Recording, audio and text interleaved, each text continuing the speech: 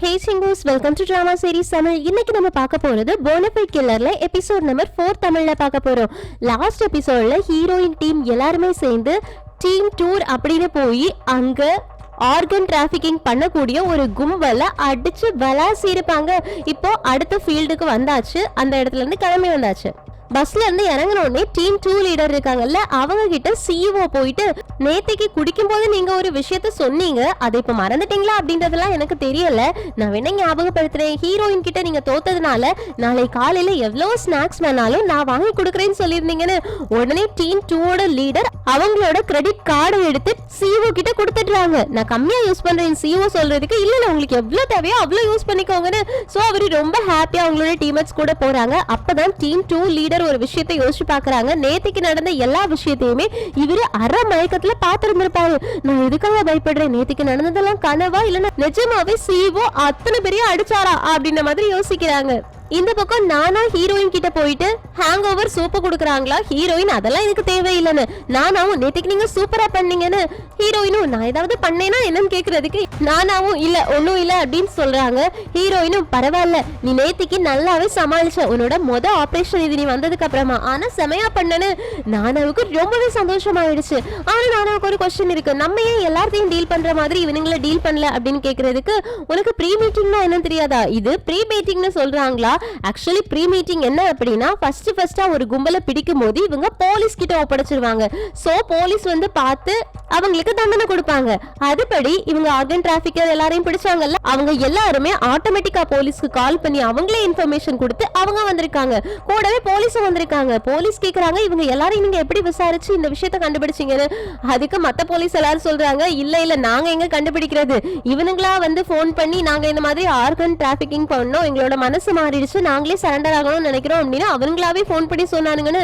போலீஸும் எனக்கு ஏதோ ஒண்ணு தப்பா தெரியுது அப்படின்னு அங்க இங்க சுத்தி முத்தி பார்த்துட்டு லாஸ்டா இங்க வந்து கெஸ்ட் யாருன்னு சொல்லுங்கன்னு. அதுக்கு இங்க உள்ள போலீஸும் ஒரு மாசமா இங்க எந்த ஒரு கெஸ்ட்டுமே வரலையா அப்படின்றாங்க. சிசிடிவி கேமராவை செக் பண்ணீங்களான்னு கேக்குறதுக்கு, இவனுங்க எல்லாரும் ஆர்கன்ஸ் திருடுறவனுங்கல்ல, அதனால சிசிடிவி எல்லாத்தையும் பிளாக் பண்ணி வச்சிருக்கானுங்க, இங்க எந்த சிசிடிவியுமே இல்லன்னு போலீஸ்க்கு ஏதோ ஒண்ணு தப்பா தெரிஞ்சுக்கிட்டே இருக்குது.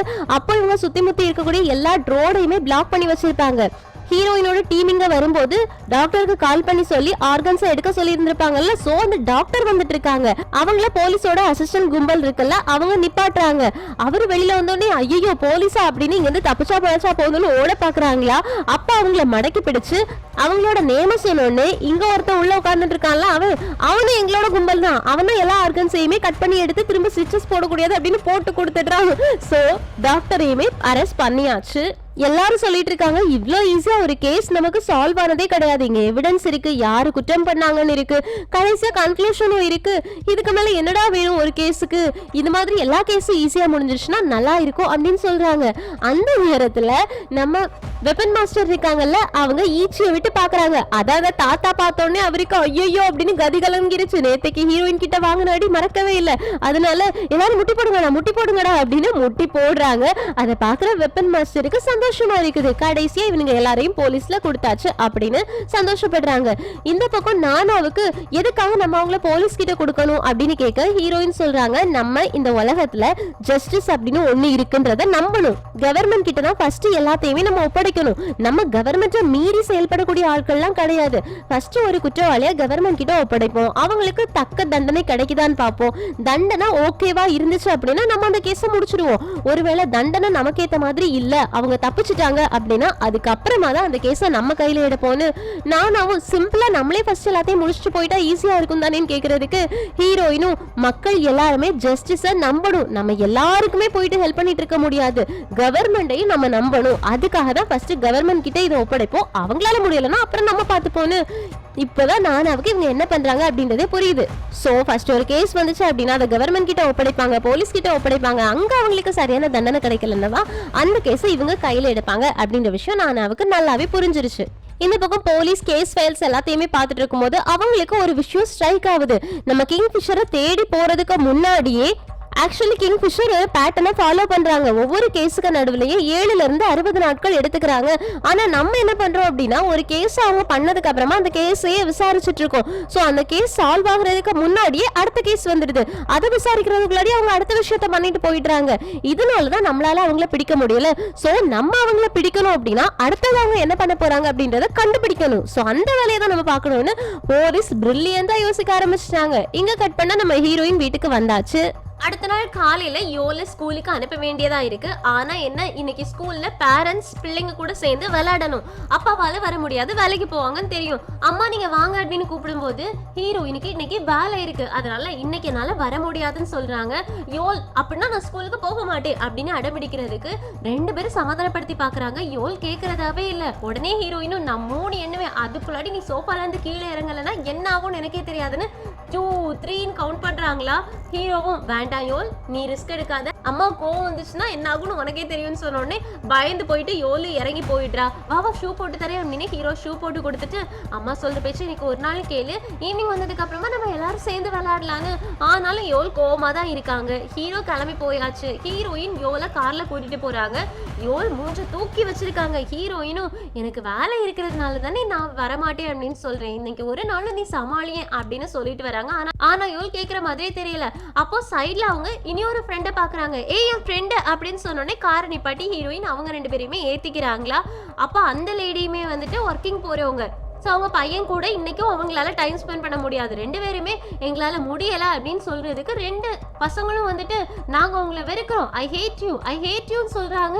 இவங்க 2 பேருக்கும் கில்ட்டியா இருக்கு மனசுக்குள்ள. ஏன்னா குழந்தைங்க கூட டைம் ஸ்பெண்ட் பண்ண முடியல, குழந்தைங்க நம்மளை வெறுக்கிறேன்னு சொல்றாங்களே அப்படின்னு மனசுக்குள்ள கில்ட்டியா இருந்தாலும் வேற என்ன பண்றது, வேலைக்கு போய் தானே ஆகணும் அப்படின்ற சிச்சுவேஷன்ல கொண்டு போயிட்டு ஸ்கூல்ல விடுறாங்க. அந்த ஆண்டி போயிடுறாங்க.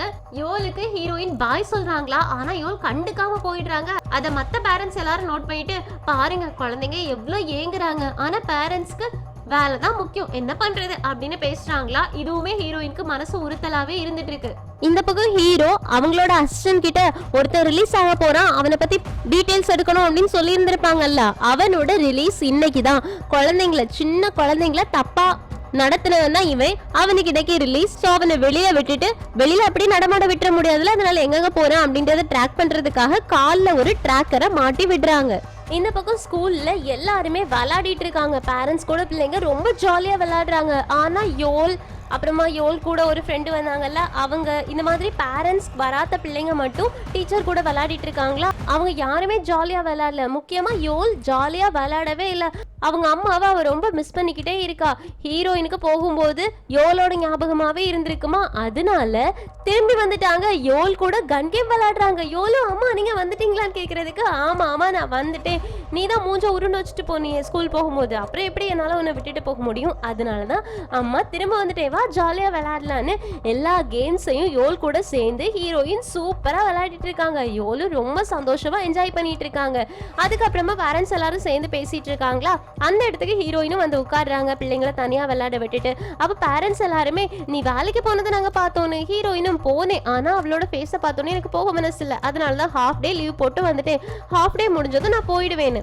எல்லாருமே ஆமா குழந்தைங்களை விட்டுட்டு எப்படி இருக்க முடியும், அவங்க விளையாடுறத பாக்குறதுலே ரொம்ப சந்தோஷம் அப்படின்னு சொல்லிட்டு இருக்கும் போதே அந்த பக்கம் பிரஸ் ரிப்போர்ட்டர்ஸ் எல்லாரும் குழந்தைங்களை தப்பா நடத்தினால அவன் வெளியில வரக்கூடிய நியூஸை கவரேஜ் பண்றதுக்காக போயிருக்காங்க. ஹீரோவுமே அந்த நியூஸை கவர் பண்றதுக்காக தான் போயிருக்காங்க. அது எல்லாமே இப்ப நியூஸ்ல வருதா, அந்த நியூஸை இந்த பேரண்ட்ஸ் பாக்குறாங்க. அவங்களுக்கெல்லாம் செம ஷாக்கு.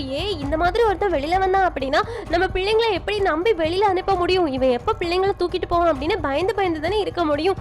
அந்த கிங்ஃபிஷர் இந்த கேஸ்ல எதுவும் பண்ண மாட்டாங்களா, இந்த மாதிரி ஆட்கள்லாம் கிங்ஃபிஷர் கையில மாட்டி சாவணும், அதுதான் கரெக்டா இருக்கும் அப்படின்னு கிங்ஃபிஷர் வரணும் அப்படின்னு பேசிட்டு இருக்காங்க. ஹீரோயின் அது எல்லாத்தையும் பொறுமையா கேட்டுட்டு இருக்காங்க. இந்த பக்கம் வெளியில வரக்கூடியவன் சிரிச்சுட்டே போஸ் கொடுத்துட்டு போறானா. ஹீரோக்கு அவனை பார்த்தோன்னே கோவமா வருது, ஆனா எதுவுமே பண்ண முடியாதுல்ல. இப்ப அவனை ஒரு கார்ல ஏத்தி கூட்டிட்டு போயிட்டு இருக்காங்க. அப்போ பின்னாடி இந்த போலீஸும் அசிஸ்டன்டும் ஃபாலோ பண்றாங்க.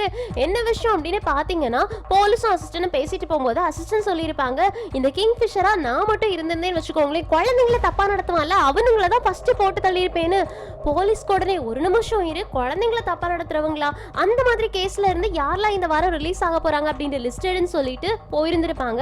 அஸ்டனும் லிஸ்ட் எடுக்கிறாங்க. அவங்க ஒரு வாரத்துல உள்ளது எடுக்கல, இந்த ஒரு வருஷத்துல உள்ளதை எடுத்திருக்காங்க.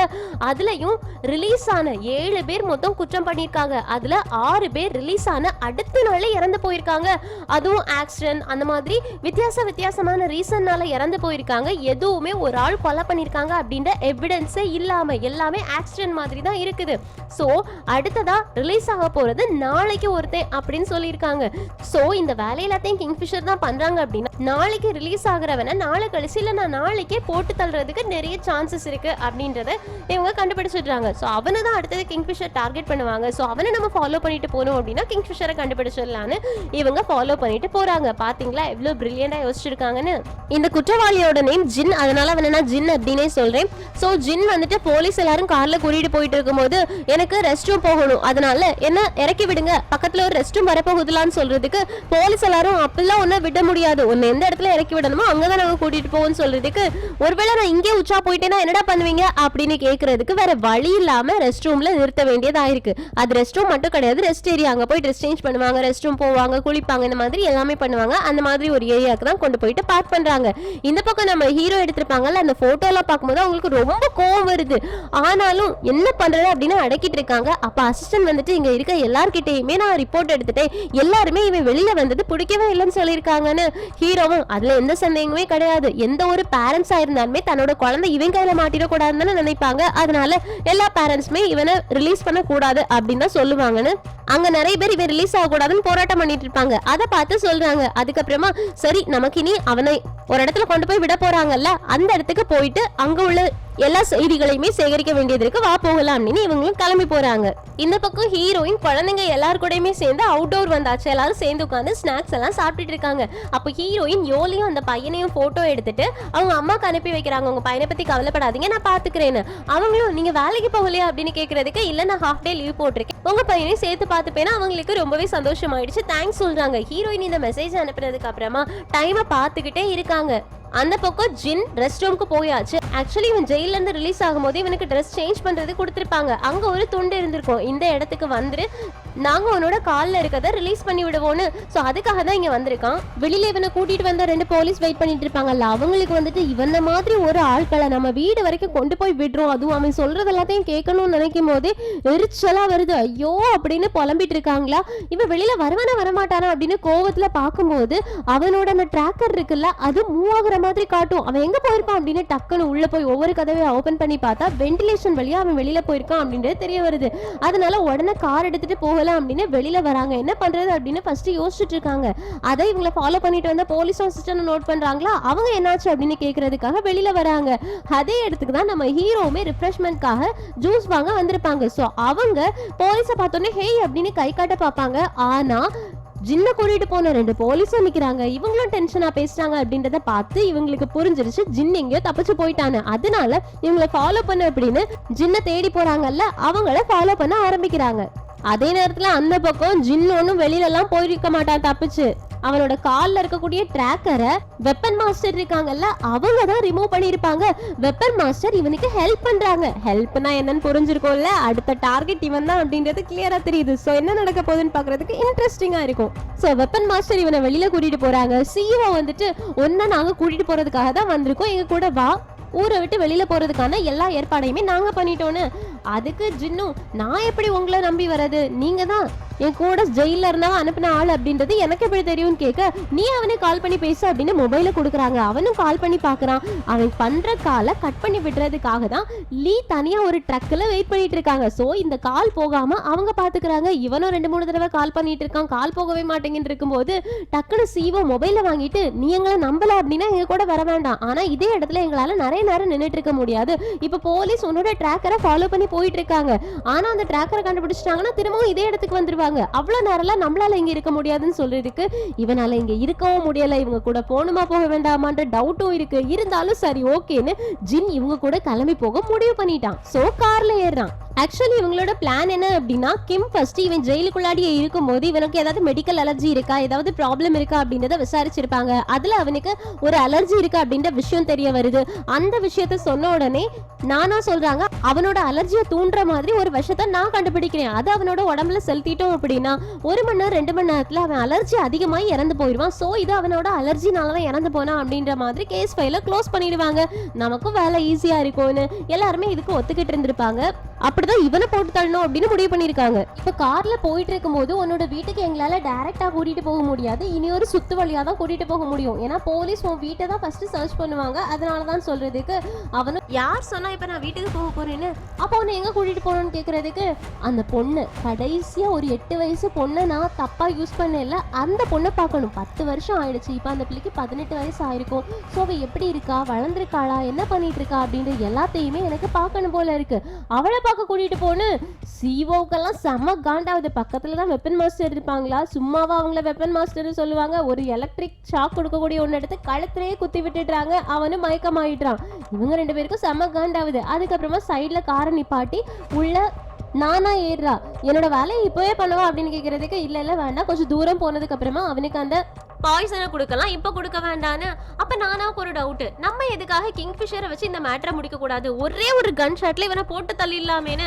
அதெல்லாம் பண்ண முடியாதுமா, அதுக்கு நிறைய ரீசன் இருக்கு அப்படின்னு சொல்லிட்டு இருக்கும் போதே லீ ஒரு விஷயத்த நோட் பண்றாங்க. என்ன அப்படின்னா, ஜின்னோட கால்ல போட்டிருந்த டிராக்கரை இவங்க கலத்தி போட்டாங்கல்ல, அந்த இடத்த போலீஸ் நெருங்கிட்டாங்க. அதனால நம்ம சீக்கிரமா நம்மளோட வேலையை முடிக்கணும் அப்படின்னு இவங்க இங்க சொல்லிட்டு இருக்க மாதிரியே அந்த பக்கம் போலீஸ் ஒரு வண்டியை ஸ்டாப் பண்றாங்க. அந்த வண்டிக்கு மேலதான் டிராக்கர் இருக்க மாதிரி இருக்கு. அதனால அந்த வண்டியை ஸ்டாப் பண்ணி மேலே ஏறி பார்த்தா ஒரு மணலுக்கடியில காலுக்குள்ளாடி டிராக்கர் இருந்த மாதிரி இருக்கு. அந்த போலீஸ் அசிஸ்டன்ட் பயந்து கீழே தூக்கி எறிஞ்சிட்டாங்க. பார்த்தா அது பிளாஸ்டிக்கான கால் மட்டும்தான், உண்மையான கால் கிடையாது.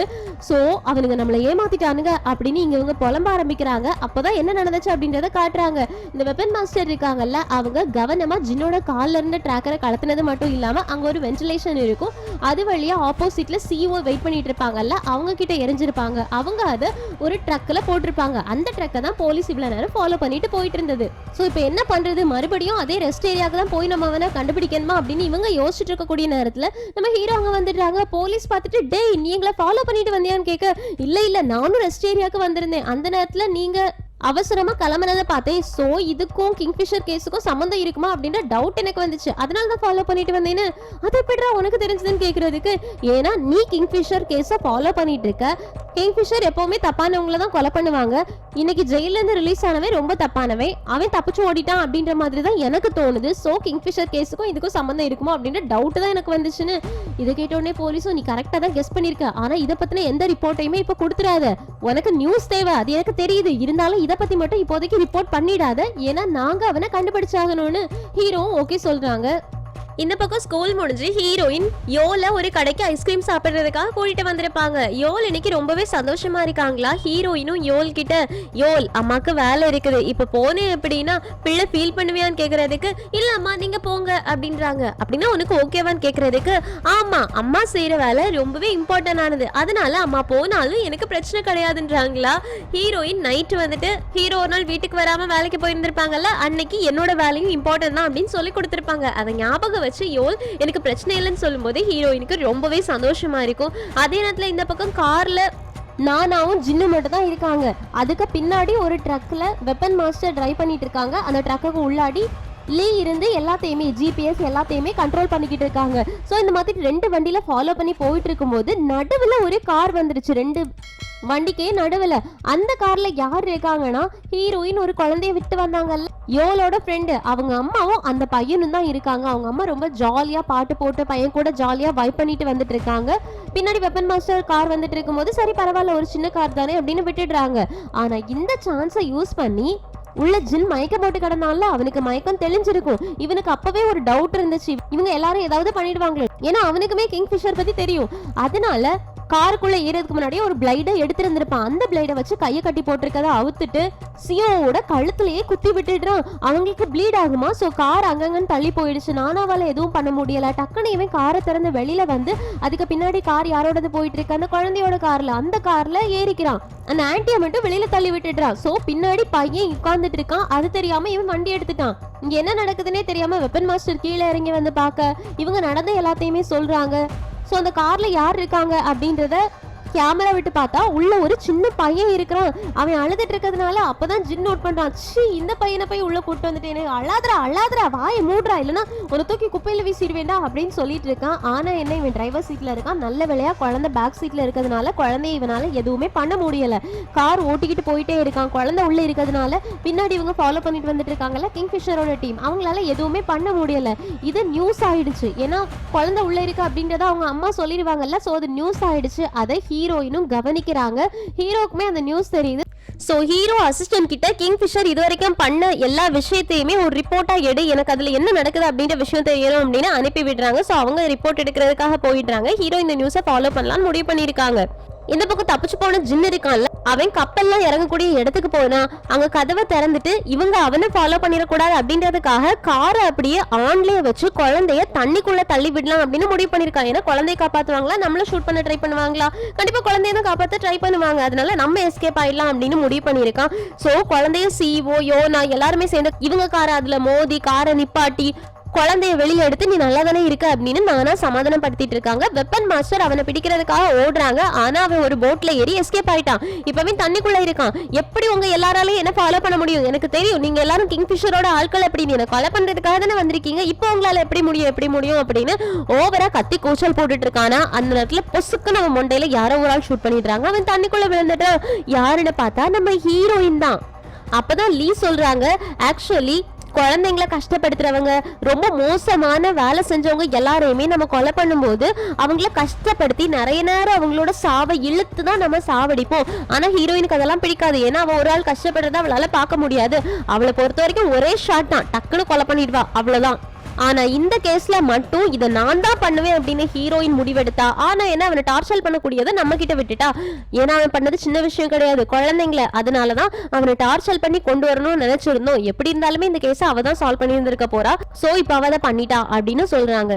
அதுக்கப்புறமா என்ன, இவங்க எல்லாரும் இந்த ட்ரேஸ் எல்லாத்தையுமே அழிச்சிட்டாங்க, கிளம்பி போயாச்சு. போலீஸ் வந்து பாடியை ரெக்கவர் பண்றாங்க, புல்லட்டை கண்டுபிடிக்கிறாங்க. இதை கிங்ஃபிஷர் தான் பண்ணிருக்காங்க. ஸோ கிங்ஃபிஷரை நம்ம கண்டுபிடிச்சாகணும் அப்படின்னு சொல்றாங்களா. அப்போ போலீஸ்க்கு இனியொரு விஷயம் கூட மனசு ஸ்ட்ரைக் ஆயிட்டு இருக்கு. இந்த விஷயத்த நம்ம நல்லதுன்னு சொல்லவா கெட்டதுன்னு சொல்லவா, குழந்தைய அபியூஸ் பண்ணியிருக்கான், ஒரு குழந்தைய சாகடிக்க ட்ரை பண்ணியிருக்கான். அந்த குழந்தைய கிங்ஃபிஷர் தான் காப்பாத்திருக்காங்க. இவனோட உயிர் போனா பரவாயில்ல, அந்த குழந்தை உயிரோடு இருக்கு. இதுல நான் யார் பக்கம் நிக்கிறதுன்னு எனக்கு தெரியலையேன்னு போலீஸ்க்கே கன்ஃபியூஸ் ஆயிடுச்சு. அந்த பக்கம் சிஓ ஆஃபீஸ்க்கு போயிட்டு அவங்களோட ஷோல்டர்ல டாக்டர் மருந்து வச்சு கொடுத்துட்டு இருக்காங்க. டாக்டர் யாரு, நம்ம கிம்மே டாக்டர் தானே, அவங்க தான் மருந்து வச்சு கொடுத்துட்டு இருக்காங்க. அப்பதான் நானா கிட்ட சிஓ சொல்றாங்க, நம்ம ஹீரோயினை தேவையில்லாம இந்த விஷயத்துல இழுத்து விட்டுட்டோம்.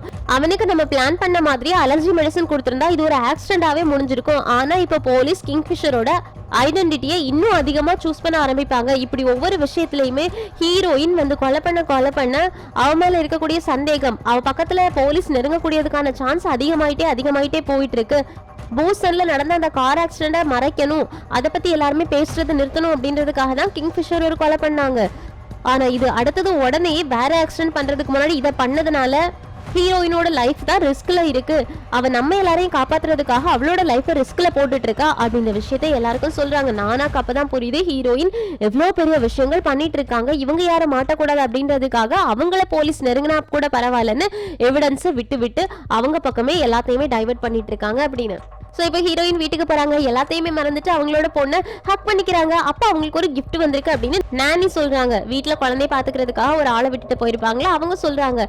அதை எடுத்து பார்க்கும்போது இல்லை ரஷ்யால எழுதி இருக்கும், அதுக்குள்ள ஒரு பொம்மை இருக்கும். அந்த பொம்மை எனக்கு ரொம்ப பிடிச்சிருக்கு அப்படின்னு யோல் அதை ஹக் பண்ணிட்டு வீட்டுல தூங்கிட்டு இருக்காங்க. இந்த பக்கம் ஹீரோ ஆபீஸ்ல இருக்கும்போது அவங்களோட அசிஸ்டன்ட் ஃபைல எடுத்து கொடுக்குறாங்க. இங்க பாருங்க, எல்லா கொலைகாரங்களும் எல்லா கொடுமை பண்ணவங்களும் வெளியில வரும்போது அடுத்த நாளே கிங்ஃபிஷர் கொலை பண்ணிருக்காங்க. சைல்டு அபியூஸ் பண்ணவங்க எல்லாருமே வெளில வந்து அடுத்த நாளே ஆக்சிடென்ட்ல இறந்து போயிருக்காங்க. இது எதுவுமே கோஇன்சிடென்ஸ் மாதிரி தெரியல, எல்லாமே கிங்ஃபிஷரோட வேலையா இருக்குமோன்னு தோணுதுன்னு. அப்பதான் ஹீரோ இந்த கார் ஆக்சிடென்ட் அது இது எல்லாத்தையுமே யோசிச்சு பார்த்துட்டு இது எல்லாத்துக்கும் பின்னாடி கிங்ஃபிஷர் தான் இருப்பாங்களோ அப்படின்ற டவுட் அவங்களுக்கு வர ஆரம்பிக்குது. இந்த குழப்பத்தோடய வீட்டுக்கு வராங்களா, காலிங் பெல் அடிக்க போகும்போது அவங்களுக்கு ஒரு மெசேஜ் வருது. அந்த மெசேஜ்ல இவ்வளோ நாளும் நீ உன்னோட ப்ராமிஸை கரெக்டா நிறைவேற்றிட்டு இருக்க, டேக் கேர் அப்படின்னு எழுதி இருக்கும். ஸோ என்ன ப்ராமிஸ் அப்படின்றது தெரியல, இவங்களுமே எதையோ மறைக்கிற மாதிரி தான் இருக்கு. அந்த பக்கம் ஹீரோயின் யோல் தூங்கினதுக்கு அப்புறமா அந்த டாலை எடுத்துட்டு போய் கிச்சன்ல ஓபன் பண்ணி பாக்குறாங்க. அதுக்குள்ள ரெக்கார்டர் இருக்கும். அந்த ரெக்கார்டரை தண்ணிக்குள்ள போட்டு பார்த்துட்டு இருக்காங்க. ஸோ ஹீரோயின் இவங்க 2 பேருக்குள்ளயுமே ஒரு பெரிய சீக்ரெட் இருக்கு அப்படின்றது தெரியுது. ஹீரோயினோட சீக்ரெட் என்ன அப்படின்றது நமக்கு தெரிஞ்சிருச்சு. அப்படி ஹீரோ எதை மறைக்கிறாங்க அப்படின்றத நம்ம பொறுத்திருந்து தான் பார்க்கணும். அடுத்த எபிசோட்காக வெயிட் பண்ணுங்க. இந்த எக்ஸ்பிளனேஷன் உங்களுக்கு பிடிச்சிருச்சுன்னா லைக் பண்ணுங்க, மறக்காம சேனலை சப்ஸ்கிரைப் பண்ணிடுங்க. Thank you friends, take care, bye bye.